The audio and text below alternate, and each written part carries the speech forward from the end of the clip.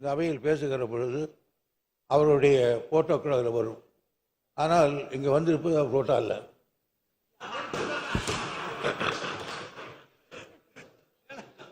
அதிகபட்சம் அரை மணி நேரத்துக்கு பேச மாட்டேன். என்ன 3 மணி நேரம் எனக்கு பின்னாடி 3 அமைச்சர்கள் பேச வேண்டியிருக்கு. நானும் மதுரைக்கு போனேன். 12:40 ஃப்ளைட்டுக்கு இப்போ புறப்பட்டுருவேன் 12:30க்கு. அதனால் இப்போ புதிய முயற்சியில் இப்போ சில இதுகள் சட்டமன்ற தீர்மானத்தில் நிறைவேற்றியிருக்கான். அவைகளில் செங்கல்பட்டு மாவட்டத்தில் உள்ள அச்சரப்பாக்கத்தில் நாளொன்றுக்கு 1 லட்சம் லிட்டர் பால் கையாளும் திறனுடைய பால் பண்ணை 46.31 கோடி ரூபாய் மதிப்பீட்டில் அமலாக்கப்பட்டு வருகிறது. அது ஒன்று. தூத்துக்குடி மாவட்டத்தில் 50,000 லிட்டர் பால் கையாளும் திறனுடைய பால் பண்ணையுடன் மதிப்பீட்டு பால் பொருட்கள் தயாரிக்கும் ஆலை 43 கோடி மதிப்பீட்டு வருகிறது. சேலம் அது வேற.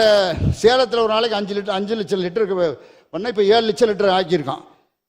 அதுபோக 30 மெட்ரிக் டன் பால் பவுடர் மற்றும் டெய்ரி ஒயிட்னர் தயாரிக்கும் புதிய தொழிற்சாலை 108 கோடி செலவில் சேலத்தில் நம்ம நிறுவி இப்போ நடந்துக்கிட்டு இருக்கு, வேலை நடந்துக்கிட்டு இருக்கு. அது மிக விரைவில் வரும். அருள் கைதட்டார்.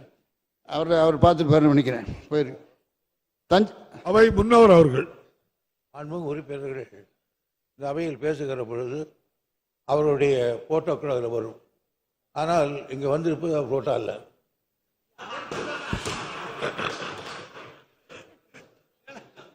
அதிகபட்சம் அரை மணி நேரத்துக்கு பேச மாட்டேன். என்ன 3 மணி நேரம் எனக்கு பின்னாடி 3 அமைச்சர்கள் பேச வேண்டியிருக்கு. நானும் மதுரைக்கு போனேன். 12:40 ஃப்ளைட்டுக்கு இப்போ புறப்பட்டுருவேன் 12:30க்கு. அதனால் இப்போ தஞ்சாவூர் ஒன்றியத்தில் இப்போ பண்ணியிருக்கேன். அதே மாதிரி கடலூர் மாவட்டத்தில் 50,000 திறன் கொண்ட ஒரு தொழிற்சாலை ஒன்று கொண்டாரான் கடலூர் மாவட்டத்தில். அப்புறம் திட்டக்குடியில் நம்முடைய தொழிலாளர் நலத்துறை அமைச்சர் தொகுதியில் ஒரு நாளைக்கு 300 டன் மெட்ரிக் டன் உற்பத்தி பால் தொழிற்சாலை நம்முடைய இது மாட்டு தீவனம். அதே மாதிரி தஞ்சாவூரில். அப்புறம் திருச்சி ஒன்றியத்திலையும் அதே மாதிரி ஐஸ்கிரீம் அப்புறம் செறிவூட்டப்பட்ட பால் இது தொழிற்சாலை 21 கோடியில்.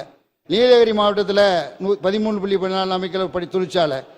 அப்புறம் கூட்டுறவு சங்க உறுப்பினருக்கெல்லாம் ஒப்புகை சீட்டு இப்போல்லாம் கையில் கொடுத்தா தான் வாங்குவாங்க. அப்பயே கொடுங்க, எவ்வளோ பால் ஊற்றுறேன், எவ்வளோ ரூபாய்னு கொடுங்க, அதெல்லாம் இல்லாட்டி ஏமாற்றி போடுவாங்கன்னு சொல்லிட்டு அப்பயே வாங்கிட்டு போயிடுவாங்க. அதுக்கெல்லாம் மிஷின்லாம் கொண்டு வந்துட்டான். ஆகவே எந்த விதமான தவறுகளும் நடக்காத அளவில் ஆவினை மிக சிறப்பாக இன்றைக்கு செயலாற்றி கொண்டிருக்கின்ற அளவில் கொண்டு வரான். பாதகம் செய்பவரை கண்டால் நாம் பயம் கொள்ளலாகாது பாப்பா. மோதி மிதித்து விடு பாப்பா, அவர் முகத்தில் உமிழ்ந்து விடு பாப்பா. அனைத்து முக்கிய செய்திகளையும் எம் நாடு தொலைக்காட்சியின் டிஜிட்டல் தளத்திலும் உடனுக்குடன் தெரிந்து கொள்ளுங்கள்.